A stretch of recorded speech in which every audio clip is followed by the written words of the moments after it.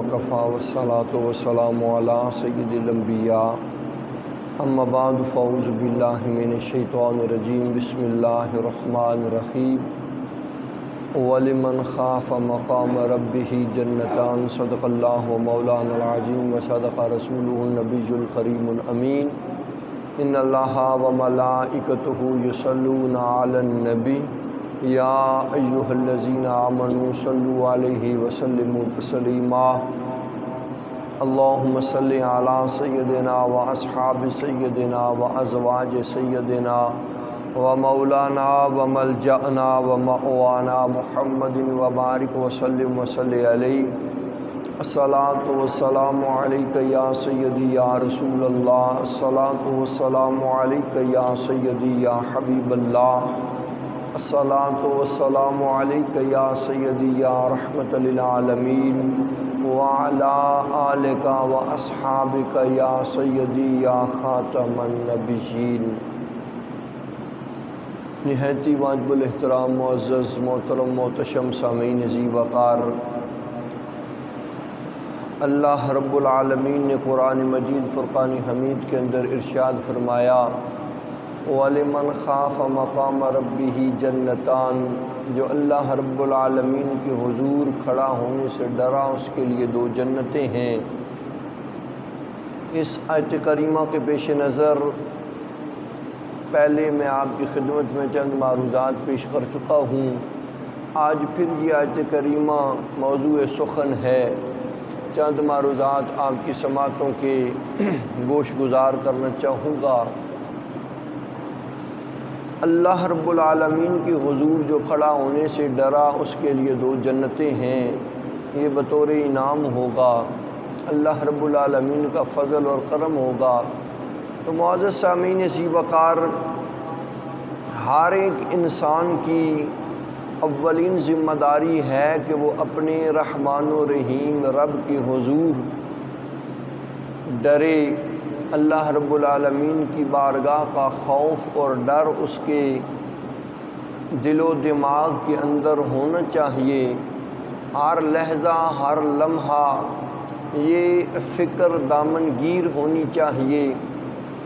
ہم نے اللہ رب العالمین کی بارگاہ کے اندر حاضر ہونا ہے۔ اللہ رب العالمین کی بارگاہ کے اندر دنیا کی اس زندگی کے بارے میں ہم سے سوال ہوگا تو ہم نے وہاں پر جواب بھی دینا ہے۔ اللہ رب العالمین کا خوف اور اس کا ڈر جب ہمارے قلوب و اذہان کے اندر ہوگا، یہ فکر یہ سوچ ہمیں دامن گیر رہے گی، تو یہ فکر ہمیں اللہ رب العالمین کے فضل اور کرم سے ہر برائی اور ہر جرم اور ہر گناہ سے بچانے میں پیش رہے گی۔ تو اس واسطے ہمیں ان چیزوں کا خیال رکھنا اور ان کے بارے میں غور و فکر کرنا ایک اولین ہماری ذمہ داری بھی ہے اور ہمارا اہم فریضہ بھی۔ جب ایسی سوچ ہو کہ ہم نے اللہ کے حضور حاضر ہونا ہے، میدان عمل میں پیچھے رہ جانا یہ الگ بات ہے، اور اس سوچ اور فکر کو ہمیشہ دامنگیر رکھنا یہ الگ بات ہے۔ اللہ رب العالمین بڑا ہی بخشنہار اور بڑا ہی مہربان ہے۔ آقا کریم علیہ تحیت و تسلیم نے ارشاد فرمایا کہ جس انسان کی آنکھ سے اللہ رب العالمین کے خوف اور ڈر کی وجہ سے مکھی کے سر کے برابر آنسو نکلے اور رخسار پہ بہہ جائے، اللہ رب العالمین اس انسان کے وجود پر یعنی اس انسان پر آتش جہنم کو حرام کر دیتا ہے۔ وہ اتنی مہربان ذات ہے، اتنی کریم ذات ہے کہ مکھی کے سر کے برابر آنسو نکلے۔ شرط یہ ہے کہ وہ آنسو اللہ کے خوف اور ڈر کی وجہ سے نکلے، دنیا کے دکھلاوے کے لیے نہ ہو، ریاکاری نہ ہو، کوئی اور غرض نہ ہو، فقط اور فقط رب کی رضا ہو، تو اللہ رب العالمین اس گنہگار کو بخشش کے پروانے عطا فرماتا ہے۔ تو وہ بڑا ہی مہربان ہے۔ شرط کیا ہے کہ ہمیں بھی کچھ نہ کچھ احساس اور خیال کرنا چاہیے۔ محدث ابن جوزی علیہ رحمہ روح الارواح کے اندر لکھتے ہیں حضرت عبداللہ ابن عباس رضی اللہ عنہما کے حوالے سے کہ دو بھائی آپس میں بیٹھے ہوئے محو گفتگو ہیں۔ دوران گفتگو وہ اپنی لغزشوں پر، اپنے جرموں پر، اپنے گناہوں پر غور کرنے لگے، فکر کرنے لگے، اور ایک دوسرے سے اپنی پریشانی، اپنی اس تنگی اور اپنی اس فکر کا اظہار کرنے لگے۔ ایک نے کہا ایک گناہ مجھ سے ہوا وہ آج بھی مجھے یاد ہے، اور وہ گناہ کیا تھا؟ کہتا ہے کہ میں جا رہا تھا، رستے کے بیچ سرے راہ ایک بالی پڑی مجھے ملی، اخوشا سٹا جسے ہم اپنی زبان میں کہتے ہیں، تو میں نے اسے اٹھا کے دوسرے کھیت میں ڈال دیا۔ ہوتا ہے اس طرح بھی کہ دو کھیتوں کے درمیان میں سے رستہ جا رہا ہے، ادھر بھی کھیت ہے ادھر بھی کھیت ہے۔ وہ کہتا ہے کہ میں نے اٹھا کے اسے دوسرے کھیت میں ڈال دیا، اب مجھے رہ کے یہ خیال آ رہا ہے نہ جانے وہ کس کھیت کا تھا اور میں نے کس میں ڈال دیا۔ وہ ایک کا تھا تو دوسرے میں نے پھینک دیا۔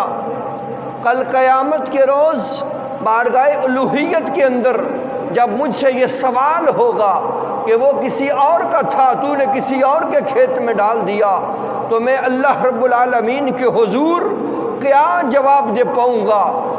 اگر یہ سوال ہوا تو میں جواب نہیں دے سکوں گا، رہ کے یہ گناہ مجھے ستا رہا ہے۔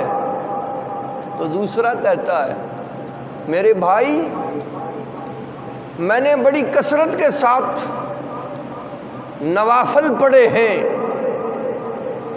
اب مجھے یہ سمجھ نہیں آتا کہ وہ نوافل پڑھتے ہوئے میں بائیں پاؤں پر زیادہ دیر کھڑا رہا یا دائیں پاؤں پہ زیادہ دیر کھڑا رہا، اب یہ مجھے سمجھ نہیں، یاد نہیں، تو میں ڈر رہا ہوں کہیں قیامت کے دن مجھ سے یہ سوال نہ کیا جائے کہ تو ایک پاؤں پہ زیادہ زور ڈال کے کھڑا رہا اور دوسرے پہ نہیں۔ یہ گفتگو ہو رہی ہے، اب یہ کوئی گناہ نہیں ہے، لیکن اہل نظر کی نظر میں چھوٹی سے چھوٹی لغزش بھی بڑا جرم رکھتی ہے، ان کی نظر میں یہ گناہ گنا، تو وہ یہ گفتگو کر رہے تھے۔ معزز سامعین عزیز وقار، ان کا باپ خاموشی سے یہ گفتگو سن رہا تھا، تو اس نے بارگاہ الوہیت میں دعا کی، پروردگار عالم یہ اپنے اپنے مقام پہ اگر سچے ہیں تو انہیں موت عطا فرما دے، کہیں یہ دنیا کے اندر کسی اور گناہ کا ارتکاب کر کے تیری بارگاہ میں مجرم نہ ٹھہریں۔ اللہ نے اس باپ کی دعا کو قبول کیا اور انہیں موت کے پروانے عطا کر دیے۔ جب ماں نے یہ منظر دیکھا تو اس نے اللہ کریم کی بارگاہ کے اندر پھر التجا کی، پروردگار عالم جو راز میرے اور تیرے درمیان پنہا ہیں، تجھے ان رازوں کا واسطہ ہے، میرے لالوں کو زندگی عطا کر اور مجھے اس طرح دوبارہ عطا کر دے جس طرح پہلے تو نے عطا فرمائے تھے۔ اللہ نے انہیں دوبارہ زندگی عطا فرما دی۔ عرض کرنے کا مقصد یہ ہے، کاش کہ ایسی سوچ اور فکر ہمارے اندر بھی پیدا ہو جائے۔ ہم جب کوئی غلطی کرتے ہیں، جب کوئی جرم کرتے ہیں، تو پھر ہم اسے یاد کر کے رب تعالیٰ کی بارگاہ کے اندر گریہ کریں، اللہ رب العالمین کی بارگاہ کے اندر ہم معافی مانگنے والے بن جائیں۔ لغزشیں ہوتی ہیں، جرم ہوتے ہیں، لیکن ان پہ اکڑ جانا یہ اہل علم کا، اہل نظر کا اور اہل اللہ کا شعار نہیں ہے، بلکہ رب کی بارگاہ کے اندر جھک جانا یہ اہل اللہ کا اور بندگان خدا کا شعار ہے۔ جھک جانا، معافی مانگنا۔ ہم تو بڑے سے بڑا جرم کرتے ہیں، جھوٹ بولے جاتے ہیں، فراڈ کیے جاتے ہیں، دھوکہ دہی کی جاتی ہے، یتیموں مسکینوں غریبوں کے حق مارے جاتے ہیں، ہر برائی ہر جرم بڑی دیدہ دلیری سے کرتے ہیں، اور پھر ہمارے ضمیر کو کوئی بات جوڑتی بھی نہیں۔ تو کاش اللہ یہ سوچ اور فکر ہر مومن اور مسلمان کو عطا فرمائے، اور ہم رب کی بارگاہ کے اندر ڈرنے والے اور اس کی بارگاہ کے اندر توبہ کرنے والے بن جائیں۔ تو اللہ کریم جل وعلا کی بارگاہ کا خوف اور ڈر یہ انسان کو نجات اور کامرانی سے ہمکنار کرتا ہے۔ امام الانبیاء کے غلاموں، رونے سے بگڑی بن جاتی ہے، بات بنتی ہے، قسمت سنورتی ہے، لیکن جو رونا رب کی رضا کے واسطے ہو، اپنی ناکامیوں پر نہیں، دنیا کے اندر لوگوں سے پیچھے رہ جانے پر نہیں، بلکہ اللہ رب العالمین کی رضا اور اس کے خوف سے جو رونا ہوتا ہے، اور وہ رونا کارگر ثابت ہوتا ہے۔ ہر چیز روتی ہے، انسان روتا ہے، لیکن اگر وہ رونا اللہ کی رضا کے خلاف ہو تو پھر کچھ حاصل نہیں، اللہ کی رضا کے مطابق ہو تو پھر اس سے حاصل ہو جاتا ہے۔ امام الانبیاء بھی روئے، غاروں میں یاروں میں رو رو کے رب کو منایا۔ انبیاء علیہ السلام روتے رہے، آدم علیہ السلام بھی روئے۔ یہ بڑے لطف کی بات ہے، آپ کی خدمت میں پیش کر دوں، اور بڑی باریک بات ہے۔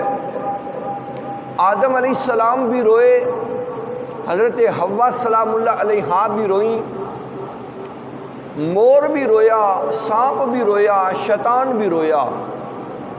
یہ 5 چیزیں آدم علیہ السلام، حضرت اماں حوا سلام اللہ علیہا، اور یہ باقی 3، ان کو اللہ رب العالمین نے جنت سے زمین کی طرف نازل کر دیا، اتار دیا،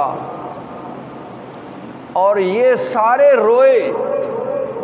رونے سے ہوا کیا؟ آدم علیہ السلام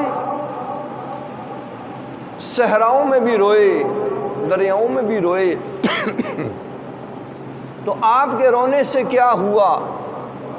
خشکی و تری میں روئے تو آپ کے آنسو جو خشکی پہ پڑے وہ لونگ بن گئے، جو تری پہ پڑے وہ لؤلؤ اور مرجان بن گئے، اور آپ کو رب تعالیٰ نے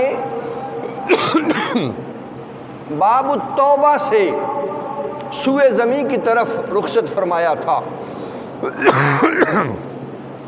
حضرت حوا سلام اللہ علیہا بھی روئیں، آپ کا رونا بھی خشکی و تری پر تھا، تو آپ کے جو آنسو خشکی پہ آئے وہ مہندی بنے، اور جو آنسو تری پہ گئے وہ موتی بنے۔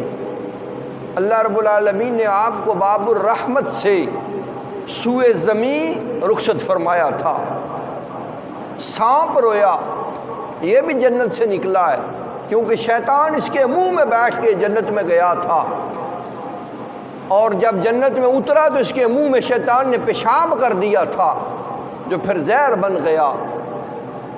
یہ خوبصورت بڑا ہوتا ہے کیونکہ یہ جنت میں رہنے والا تھا، اس کی ٹانگیں تھیں، پھر سزا کے طور پہ اس کی ٹانگیں اتار دی گئیں، اور یہ اسے سزا ملی کہ قیامت تک اپنا وجود گھسیٹ رہا ہے۔ تو یہ بھی رویا، اس کے آنسو جو خشکی پہ پڑے وہ بچھو بنے، اور جو تری پہ آئے وہ کیکڑا یا مگرمچھ بن گیا۔ مور بڑا خوبصورت پرندہ ہے، اس کا بھی جنت کے اندر آنا جانا تھا، یہ بھی نکلا کیونکہ اس نے سفارش کی تھی رضوان جنت سے کہ سانپ کو جنت کے اندر جانے دو، اور اس کے منہ میں شیطان بیٹھا تھا، تو مور نے سفارش کی تھی، تو پھر اس جرم کی وجہ سے کہ برے کی سفارش کرنا بھی پھنسا دیتا ہے، تو یہ بھی جنت سے نکلا تھا، یہ بھی پھر رویا، خشکیوں میں بھی رویا اور تری میں بھی رویا۔ تو پھر کیا ہوا؟ اس کے آنسو جو خشکی پہ پڑے وہ کھٹمل بنے، جو تری پہ پڑے وہ جونک بن گئے۔ اور شیطان، یہ دونوں سانپ اور مور، یہ باب الغضب سے اترے تھے، تو شیطان یہ بھی رویا جب روح زمین پہ آیا۔ تو اس کا رونا کیا تھا؟ یہ باب اللعنت سے نکلا تھا، تو یہ رویا تو اس کے آنسو سامعین سی وقار جو خشکی پہ پڑے وہ کانٹے بن گئے، اور جو تری پہ پنے وہ گھڑیال ہو گئے۔ تو یہ سب روئے تھے، لیکن رونا کمال رکھتا ہے رب کی بارگاہ کے اندر، تو وہ انسان کا رونا ہے۔ انسان جب رب کے خوف سے روتا ہے تو اللہ رب العالمین اس کی بگڑیاں بنا دیا کرتا ہے۔ تو رونا اللہ کی رضا کے واسطے ہو تو پھر وہ کمال رکھتا ہے۔ پھر گنہگار کے آنسو رب کی بارگاہ کے اندر ایک عبادت گزار کے سجدوں سے بھی سبقت لے جاتے ہیں۔ بڑا مقام ہے۔ حضرت رابعہ بصری رحمت اللہ تعالی علیہ، آپ کے پاس ایک بندہ آیا نا، اس کے پاس بھنا ہوا گوشت تھا، تو آپ کی جب نظر اس گوشت پہ پڑی تو آپ نے رونا شروع کر دیا۔ جب رونے لگی تو اس نے کہا، مائی صاحبہ اگر آپ کی طبیعت ہے تو آپ یہ گوشت لے لیں اور اسے تناول فرمائیں۔ فرمایا کہ مجھے اسے کھانے کی طلب نہیں ہے، میرا رونا کچھ اور ہے۔ اسے دیکھ کے رونا آ گیا۔ اور رونے کا سبب کیا ہے؟ فرمایا رو اس لیے رہی ہوں کہ یہ کسی جانور کا گوشت ہے، تو جانور ذبح ہونے کے بعد پھر آگ کی تکلیفوں میں اسے جھونک دیا جاتا ہے۔ فرمایا کہ یہ جانور انسانوں سے کتنے بہتر ہیں کہ جنہیں ذبح کے بعد آگ کی انگاریوں میں اور شعلوں میں داخل کیا جاتا ہے، انسان کو تو زندہ آگ میں ڈال دیا جائے گا۔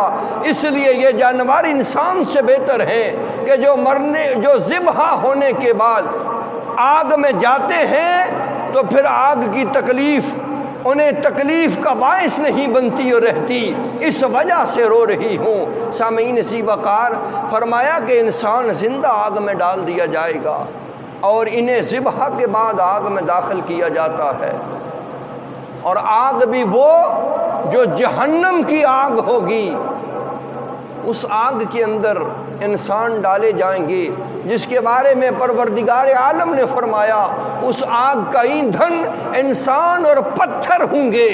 تو معزز سامعین سی وقار، غور کیجئے، آج اگر ہمیں کہیں سے آگ کی تپش یا حرارت تھوڑی لگ جائے تو ہم اسے سہ نہیں پاتے۔ کون ہے جو اس آگ کے عذاب کو سہ پائے گا؟ اس آگ کو ٹھنڈا کرنا اور اس آگ کے عذاب کو ٹھنڈا کرنا چاہتے ہو، رب کے خوف اور اس کی ڈر سے رونا سیکھ لو، اور اپنی آنکھوں کو اس کی بارگاہ کے اندر اس کے خوف سے تر کرنا جان لو، تو اللہ رب العالمین کے خوف سے جب آنکھیں بہہ جاتی ہیں تو ان آنسوؤں سے پروردگار عالم آگ کے سمندروں کو بھی ٹھنڈا فرما دیتا ہے۔ تو اس لیے اللہ رب العالمین کی رضا اور اس کے خوف اور اس کی ڈر کی وجہ سے رونا چاہیے، یہ بڑا کمال رکھتا ہے۔ تو جو اس کے خوف اور ڈر سے روتے ہیں ان کے واسطے اللہ کے حضور پھر انعام و اکرام ہیں، جنتیں ہیں، رونقیں ہیں، بہاریں ہیں۔ تو امام الانبیاء کے غلاموں، جب وہ کتنی مہربان ذات ہے، آپ کی خدمت میں یہ بات پیش کر دوں، جب کوئی بھی نہ ہو نا تو وہ ہوتا ہے، ہر ایک کے ساتھ ہے، ہر ایک کے پاس ہے، ہر ایک کے ساتھ ہے وہ، تو ہمیں اس ذات کا ساتھ اور اس کا خیال کرنا چاہیے۔ جب وہ ہمارے ساتھ ہے، ہمارا حامی و ناصر ہے، ہمیں اس کی رضا کو ملوز خاطر رکھنا چاہیے۔ ہم زندگی میں بیشتر کام کرتے ہیں، بے شمار کام کرتے ہیں جن سے نہ ہمیں دنیاوی فائدہ ہوتا ہے نہ ہمیں اخروی فائدہ ہوتا ہے، بے مقصد اور بے بنیاد کام ہوتے ہیں۔ اللہ رب العالمین کی رضا کو اگر ہم ملوز خاطر رکھیں نہ کوئی بھی کام کرتے ہیں، یہ سوچتے رہتے ہیں لوگ کیا کہیں گے، دنیا کیا کہے گی، یہ نہ سوچیں، یہ سوچیں اللہ کیا کہے گا، اللہ کی رضا کیا ہے، وہ کیا چاہتا ہے۔ معاملات دنیا کو ساتھ رکھنا ضروری ہے، لیکن اللہ کی رضا وہ ملوز خاطر ہونی چاہیے۔ اللہ رب العالمین کو راضی کرنا یہ ہمارا اولین مقصد ہونا چاہیے۔ ہارون الرشید کی خدمت میں ایک بندہ حاضر ہوا نا، تو پہلے ادوار کے اندر لوگ مختلف اعتبار سے کرتب کرتے، بادشاہوں کو متاثر کرتے اور وہ انہیں انعام و اکرام دیتے اور ان سے وہ اپنا روزگار زندگی چلاتے۔ تو بندہ حاضر ہوا، اس کا کمال کیا تھا، ایک سوئی کو نا وہ کسی فاصلے پر نصب کر کے نا، اب بڑی سوئی جسے ہم اپنی زبان جا کھندوئی آکھنے ہیں، تو اسے ایک مقام پہ نصب کر کے نا چھوٹی سوئیاں ایسے پھینکتا تو وہ اس کے نکے سے پار گزار دیتا۔ یہ بڑی محنت طلب بات ہے، اللہ جانے اس نے کتنی محنت کی ہوگی، کتنا اس پہ وقت ضائع کیا ہوگا، کتنا ٹائم اس کا صرف ہوا ہوگا۔ وہ جب آیا نا بادشاہ صاحب کی خدمت میں اور اس نے یہ کمال دکھایا، لوگ بڑے متاثر ہوئے، بڑے کمال کی یہ بات ہے کہ اس بندے نے اتنا بڑا کارنامہ کیا، ہم سے تو ایسے پکڑ کے دھاگا نہیں اس میں سے جاتا اور اس سے پھینک کے سوئیاں پار کر دی۔ تو ہارون الرشید نے کہا اسے 10 اشرفیاں انعام دے دو، اور اس کے بعد پھر اس نے کہا کہ اب اسے 10 کوڑے بھی مارو۔ انعام والی بات ہر ایک کے سمجھ میں آئی، مار والی بات کسی کی سمجھ میں نہ آئی۔ لوگوں نے سوال کیا بادشاہ سلامت آپ نے ایسا کیوں کیا ہے، انعام بھی دیا اور سزا بھی، سزا کا سبب کیا ہے؟ اس نے کہا اگر میں اسے انعام نہ دیتا یہ کیا کر لیتا؟ کچھ بھی تو نہیں۔ اس کے اس عمل سے اسے کیا فائدہ ہوتا، دنیاوی اعتبار سے یا اخروی اعتبار سے؟ نہ کوئی دنیا کا فائدہ ہے نہ کوئی آخرت کا، نہ دنیاوی مقصد حاصل ہے نہ اخروی، پھر یہ عمل کرنے کا کیا مقصد؟ نہ جانے اس نے کتنا وقت اس پہ ضائع کر دیا۔ اگر میں اسے انعام نہ دوں کیا کرے گا؟ تو اپنے اس وقت کو برباد نہ کرو، اپنے اس وقت کو ضائع نہ کرو، کم از کم کوئی ایسا کام کر جاؤ جس کے کرنے سے تمہارا دنیاوی فائدہ ہو یا اخروی فائدہ ہو۔ کم از کم کل مرنا ہے، مرے تو کیا حال ہو، پیچھے والے کہیں، دنیا والے کہیں کہ ہمارے لیے کیا کر کے گیا ہے۔ اور جنازے کے ساتھ فرشتے بھی ہوتے ہیں، وہ کہتے ہیں یہ اللہ کے لیے کیا کر کے آیا ہے۔ آگے والے بھی گیلا کر رہے ہیں، پیچھے والے بھی کر رہے ہیں، کہیں ایسا نہ ہو جائے۔ تو جب کچھ کرنا ہے تو کمال کا کرو، کچھ کرنا ہے تو پھر بے مثال کرو، دنیاوی اعتبار سے اخروی اعتبار سے۔ جب دنیا کو دیکھتے رہو گے لوگ کیا کہیں گے، کچھ نہیں بن پائے گا۔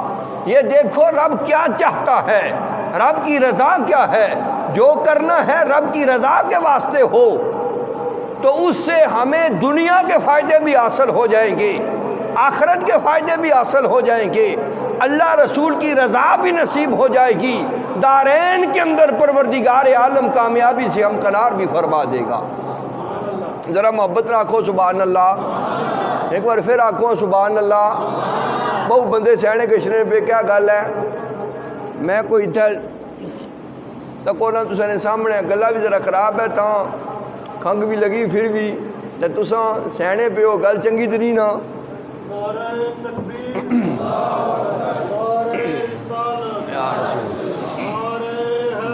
یا علی اچھا جا ذرا سبحان اللہ آکھو، تساں نیندر لو ہے، ایک بار پھر آکھو بھلا۔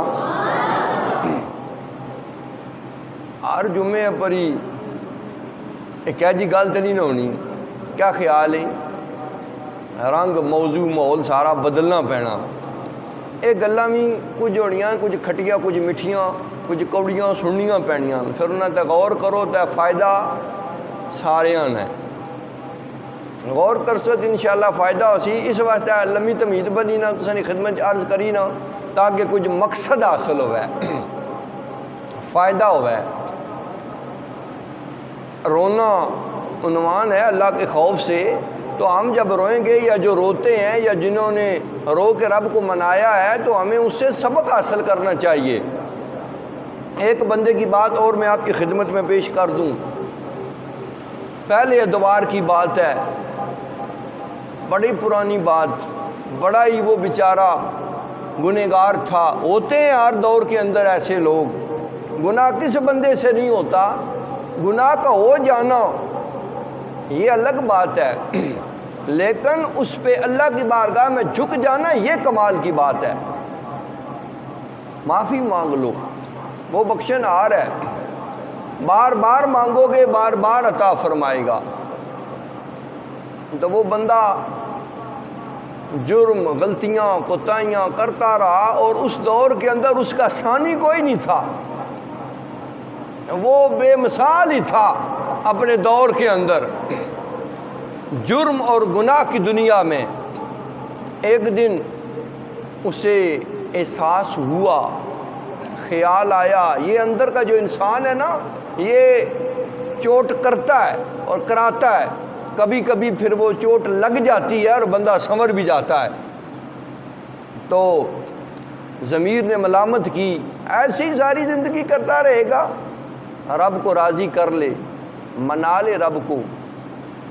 معزز سامعین اسی وقار وہ گھر آیا اور اپنی بیوی سے کہتا ہے میں اللہ رب العالمین سے معافی مانگنے لگا ہوں اور میں تجھے بتا رہا ہوں کہ تو نے کسی کے ساتھ اس بات کا اظہار نہیں کرنا، کسی کو نہیں بتانا میرے بارے میں۔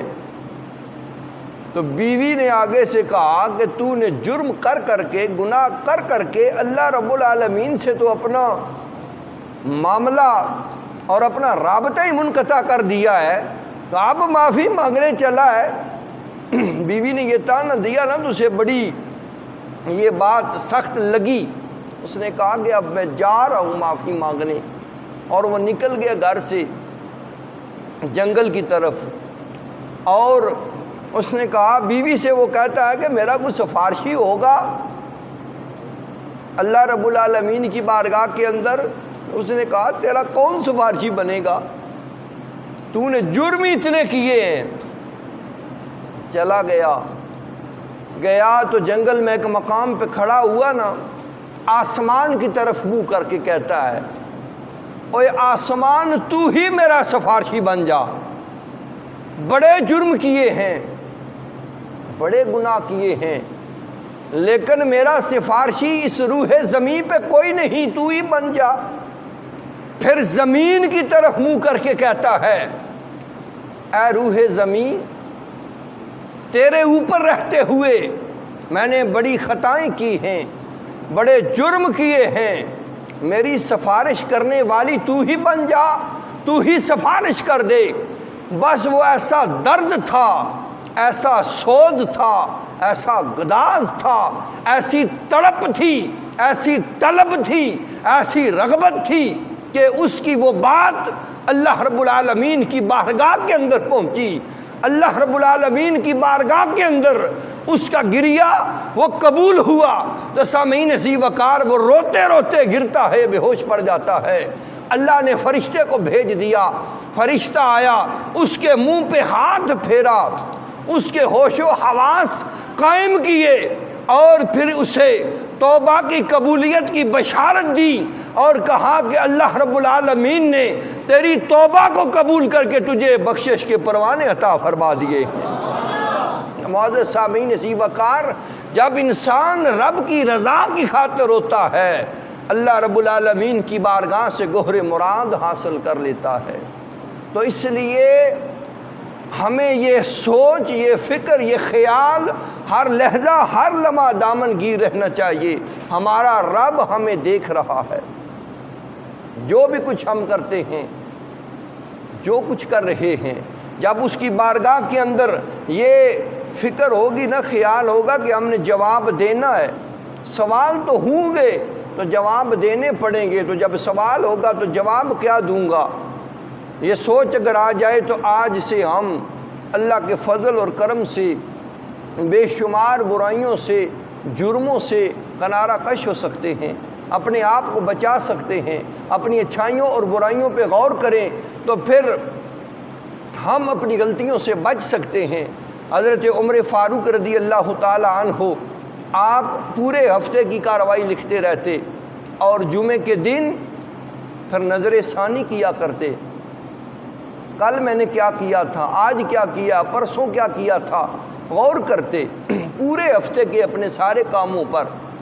پھر جہاں کہیں محسوس ہوتا یہ کام میرا غلط ہے، یہ بات میری غلط ہے، یہ خلاف شریعت ہے یا خلاف رضائے خدا بندی ہے، حالانکہ آپ سے تو کوئی ایسی بات سرزد نہیں ہوئی، اللہ کے فضل و کرم سے خطاؤں سے، جرموں سے محفوظ رہے، لیکن ہوتا ہے اپنے اعتبار سے، جس طرح وہ نوجوان گفتگو کر رہے تھے۔ تو پھر جب کہیں شبہ پیدا ہو جاتا، اپنے کوڑے سے اپنے آپ کو مارتے اور کہتے کہ اے عمر، تو نے یہ عمل اور یہ کام، یہ بات کیوں کی ہے جو اللہ کی رضا کی؟ سزا دیتے اپنے آپ کو۔ آپ کا جب وصال ہوا تو آپ کے وجود پہ کوڑوں کے نشان تھے، جنہوں نے غسل دیا انہوں نے بتایا۔ تو اس واسطے معزز سامعین عزیز وقار، اس جہان کی، اللہ کی بارگاہ کے اندر آخرت کی سزائیں بڑی کڑی ہیں، کوئی نہیں سہ پائے گا۔ آج وقت ہے رو کے رب کو منا لو، جو اس کے حضور کھڑا ہونے سے ڈرتا ہے اور رو رو کے اسے مناتا ہے، اس کے واسطے اللہ کی بارگاہ سے دو دو جنتیں ہیں۔ دعا ہے کہ رب کریم جل وعلا ہمیں اپنی اور اپنے محبوب کی تابعداری کرنے کی اور رضا حاصل کرنے کی توفیق عطا فرمائے۔ وما علینا الا البلاغ المبین۔ سنتیں